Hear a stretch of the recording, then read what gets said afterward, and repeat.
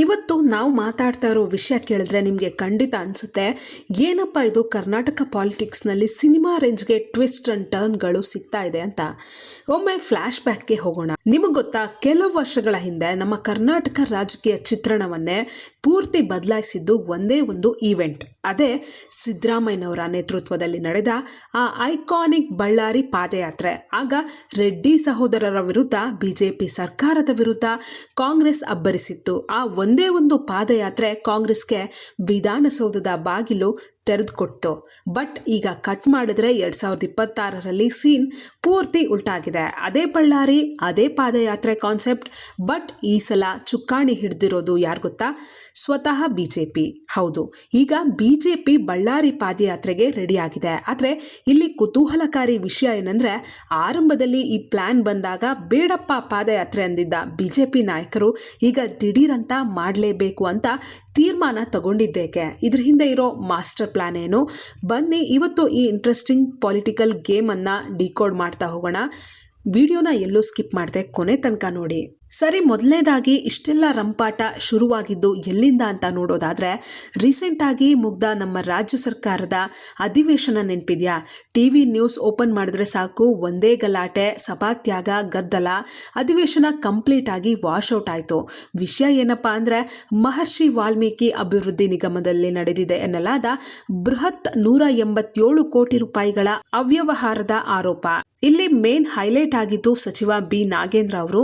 ವಿಪಕ್ಷಗಳಾದ BJP ಮತ್ತು JDS ಒಂದಾಗಿ ನಾಗೇಂದ್ರ ಅವರು ರಾಜೀನಾಮೆ ಕೊಡಲೇಬೇಕು, ಒಬ್ಬ ಆರೋಪಿಯನ್ನ ಸಚಿವ ಸ್ಥಾನದಲ್ಲಿ ಇಟ್ಕೊಳ್ಳೋದು ಸರಿಯಲ್ಲ, ಅವರನ್ನ ಸಂಪುಟದಿಂದ ವಜಾ ಮಾಡಿ ಅಂತ ಪಟ್ ಹಿಡಿದು ಕೂತ್ರು. ಅಧಿವೇಶನ ಕೊನೆ ದಿನ ನಿನ್ನೆ ಏನಾಯ್ತು ಗೊತ್ತಾ?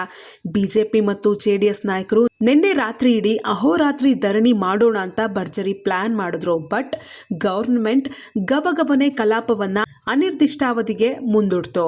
ಈಗ ವಿಪಕ್ಷಗಳಿಗೆ ಸದನದ ಒಳಗಡೆ ಹೋರಾಟ ಮಾಡೋಕೆ ದಾರಿಯೇ ಇಲ್ಲದಂತಾಯ್ತು. ಹಾಗಂತ ಸುಮ್ಮನೆ ಕೂರ್ತಾರಾ? ಓಕೆ, ನೀವು ಅಧಿವೇಶನ ಬಂದ್ ಮಾಡಿದ್ರೆ ನಾವೀಗ ಬೀದಿಗೆ ಇಳಿತೀವಿ ಅಂತ ಡಿಸೈಡ್ ಮಾಡಿದ್ರು. ಆ ಬೀದಿ ಹೋರಾಟದ ಮಾಸ್ಟರ್ ಪ್ಲಾನೇ ಈ ಬಳ್ಳಾರಿ ಪಾದಯಾತ್ರೆ. ಈಗ ಇಲ್ಲೇ ನೋಡಿ ಅಸಲಿ ಇಂಟ್ರೆಸ್ಟಿಂಗ್ ಟ್ವಿಸ್ಟ್ ಇರೋದು. ಈ ಪಾದಯಾತ್ರೆಯ ಐಡಿಯಾ ಮೊದಲು ಯಾರದ್ದು ಗೊತ್ತಾ? ಬಿಜೆಪಿಯ ಪ್ರಭಾವಿ ನಾಯಕ ಬಿ ಶ್ರೀರಾಮುಲು ಅವರು ಮೊದಲು ಈ ಪ್ರಪೋಸಲ್ ಇಟ್ರು. ನಾವು ರಾಯಚೂರಿನ ದೇವದುರ್ಗದಿಂದ ಪಾದಯಾತ್ರೆ ಸ್ಟಾರ್ಟ್ ಮಾಡಿ ಬಳ್ಳಾರಿವರೆಗೆ ಹೋಗೋಣ ಅಂದ್ರು. ದೇವದುರ್ಗ ಯಾಕೆ ಗೊತ್ತಾ? ಅಲ್ಲಿ ಜೆಡಿಎಸ್ ಶಾಸಕಿ ಕರೆಮ್ಮ ನಾಯಕ್ ಇದ್ದಾರೆ. ಅಂದ್ರೆ ಎಸ್ಟಿ ಸಮುದಾಯದ ವೋಟ್ ಬ್ಯಾಂಕ್ ಮತ್ತು ಮೈತ್ರಿ ಪಕ್ಷದ ಬಲ ಎರಡನ್ನೂ ಒಟ್ಟಿಗೆ ತರೋದು ಶ್ರೀರಾಮುಲು ಪ್ಲಾನ್ ಆಗಿತ್ತು. ಆದ್ರೆ ಸ್ಟಾರ್ಟಿಂಗ್ ನಲ್ಲಿ ಬಿಜೆಪಿ ಹೈಕಮಾಂಡ್ ಮತ್ತು ರಾಜ್ಯ ನಾಯಕರು ಬೇಡ, ಈಗಲೇ ಪಾದಯಾತ್ರೆ ಎಲ್ಲ ಬೇಡ ಅಂತ ಸೈಲೆಂಟ್ ಆಗಿ ರಿಜೆಕ್ಟ್ ಮಾಡಿದ್ರು. ಆದ್ರೆ ನಿನ್ನೆ ಅಧಿವೇಶನ ಮುಗಿದ ತಕ್ಷಣ ಬಿಜೆಪಿ ರಾಜ್ಯಾಧ್ಯಕ್ಷ BY ವಿಜಯೇಂದ್ರ ಅವರ ಲೀಡರ್ಶಿಪ್ ನಲ್ಲಿ ತುರ್ತು ಸಭೆ ನಡೀತು. ಅಲ್ಲಿ ಸೀನ್ ಪೂರ್ತಿ ಚೇಂಜ್ ಆಯ್ತು. ಇಲ್ಲ, ನಾವು ಪಾದಯಾತ್ರೆ ಮಾಡಲೇಬೇಕು ಅಂತ ಫೈನಲ್ ತೀರ್ಮಾನಕ್ಕೆ ಬಂದ್ರು.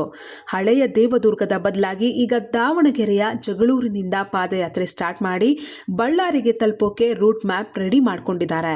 ಜಗಳೂರು ಅನ್ನೋದು ಮಧ್ಯ ಕರ್ನಾಟಕದ ಮೇನ್ ಪಾಯಿಂಟ್. ಅಲ್ಲಿಂದ ಬಳ್ಳಾರಿಗೆ ಹೆಜ್ಜೆ ಹಾಕ್ತಾ ಹೋದ್ರೆ ಹಾದಿಯುದ್ದಕ್ಕೂ ಸರ್ಕಾರದ ವಿರುದ್ಧ ಬೃಹತ್ ಜನಾದೇಶ ರೂಪಿಸಬಹುದು ಅನ್ನೋದು ವಿಜಯೇಂದ್ರ ಪಡೆ ಹಾಕಿರೋ ಸ್ಮಾರ್ಟ್ ಲೆಕ್ಕಾಚಾರ. ನಿಮಗೆ ಅನಿಸ್ಬೋದು, ಅಲ್ಲಪ್ಪ ಬರೀ ಪಾದಯಾತ್ರೆ ಮಾಡಿದ್ರೆ ಸಚಿವರು ರಾಜೀನಾಮೆ ಕೊಟ್ಬಿಡ್ತಾರಾ ಅಂತ. ಇಲ್ಲಿ ನಾವು ಒಂದು ವಿಷಯ ಗಮನಿಸಬೇಕು. ಪಾಲಿಟಿಕ್ಸ್ನಲ್ಲಿ ನಿರಂತರ ಜನಪ್ರತಿಭಟನೆ ಮತ್ತು ಪಾದಯಾತ್ರೆಗಳು ಸರ್ಕಾರದ ಮೇಲೆ ಎಂತಹ ಸೈಕಾಲಜಿಕಲ್ ಪ್ರೆಷರ್ ಹಾಕ್ತವೆ ಅಂದರೆ ಸರ್ಕಾರಗಳಿಗೆ ಬೇರೆ ದಾರಿನೇ ಉಳಿಯಲ್ಲ. ನಿಮಗೆ ನೆನಪಿರ್ಬೋದು, ಇತ್ತೀಚೆಗೆ ಕೇಂದ್ರ ಮಟ್ಟದಲ್ಲಿ ಜೆನ್ಸಿ ಯುವಜನತೆ ಬಿಡದೆ ನಿರಂತರ ಹೋರಾಟ ಮಾಡಿದ್ದಕ್ಕೆ ಪಾರ್ಲಿಮೆಂಟಲ್ಲಿ ಹಂಗಾಮ ಆಗಿದ್ದಕ್ಕೆ ಕೊನೆಗೆ ಕೇಂದ್ರ ಸಚಿವ ಧರ್ಮೇಂದ್ರ ಪ್ರಧಾನ್ ರಾಜೀನಾಮೆ ಕೊಡಬೇಕಾಗಿ ಬಂತು.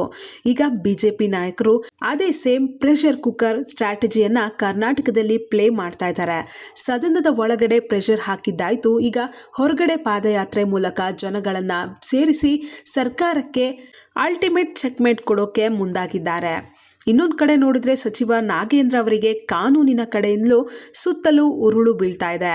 ಒಂದು ಕಡೆ ಈಗಾಗಲೇ ಇಡಿ ಫೀಲ್ಡ್ಗೆ ಇಳಿದು ಫುಲ್ ಡೀಪ್ ಆಗಿ ಇನ್ವೆಸ್ಟಿಗೇಷನ್ ಮಾಡ್ತಾ ಇದ್ರೆ, ಇನ್ನೊಂದು ಕಡೆ CBI ಕೂಡ ಎಂಟ್ರಿ ಕೊಡೋಕೆ ರೆಡಿ ಆಗಿದೆ.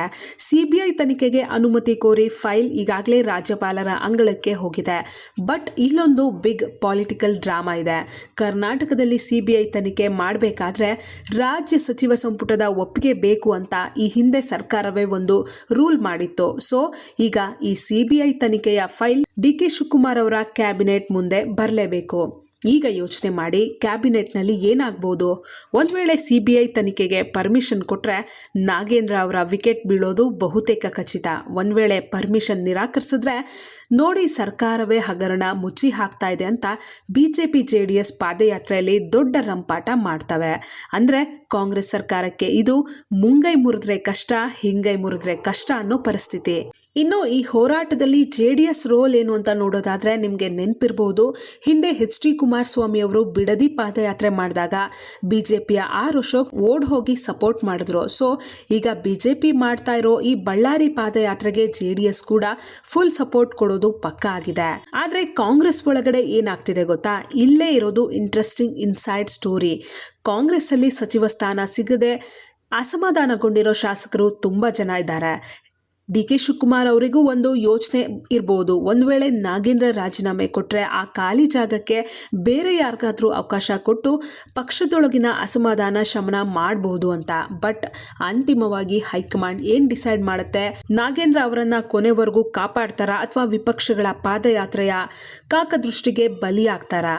ಸೊ ಓವರಾಲ್ ಆಗಿ ನೋಡಿದ್ರೆ ಬಳ್ಳಾರಿ ಪಾದಯಾತ್ರೆ 2.0 ಈಗ ಕರ್ನಾಟಕ ರಾಜಕೀಯದಲ್ಲಿ ಭಾರಿ ಸಂಚಲನ ಮೂಡಿಸೋಕೆ ರೆಡಿಯಾಗಿದೆ. ನಾಗೇಂದ್ರ ಅವರ ಭವಿಷ್ಯ ನಿರ್ಧಾರ ಆಗೋದು ಬಹುಶಃ ಇದೇ ಪಾದಯಾತ್ರೆಯ ದಿನಗಳಲ್ಲಿ. ನಿಮ್ಮ ಪ್ರಕಾರ ಏನನ್ಸುತ್ತೆ? ವಿಜಯೇಂದ್ರ ನೇತೃತ್ವದ ಈ ಪಾದಯಾತ್ರೆಯಿಂದ ಸಚಿವ ನಾಗೇಂದ್ರ ರಾಜೀನಾಮೆ ಕೊಡಲೇಬೇಕಾದ ಪರಿಸ್ಥಿತಿ ಬರುತ್ತಾ ಅಥವಾ ಕಾಂಗ್ರೆಸ್ ಸರ್ಕಾರ ಇದನ್ನ ಹೇಗೆ ಎದುರಿಸಬಹುದು? ನಿಮ್ಮ ಥಾಟ್ಸ್ ಏನು ಅನ್ನೋದನ್ನ ಕಮೆಂಟ್ ಮಾಡಿ ತಿಳಿಸಿ. ವಿಡಿಯೋ ಇಷ್ಟ ಆಗಿದ್ರೆ ಲೈಕ್ ಮಾಡಿ, ನಿಮ್ಮ ಫ್ರೆಂಡ್ಸ್ ಜೊತೆ ಶೇರ್ ಮಾಡಿ, ಮತ್ತೆ ವಾರ್ತೆ ಚಾನೆಲ್ ಅನ್ನು ಸಬ್ಸ್ಕ್ರೈಬ್ ಆಗೋದನ್ನ ದಯವಿಟ್ಟು ಮರಿಬೇಡಿ. ಮತ್ತೊಂದು ಇಂಟ್ರೆಸ್ಟಿಂಗ್ ಟಾಪಿಕ್ ಜೊತೆ ಮತ್ತೆ ಸಿಗ್ತೀನಿ. ಧನ್ಯವಾದಗಳು.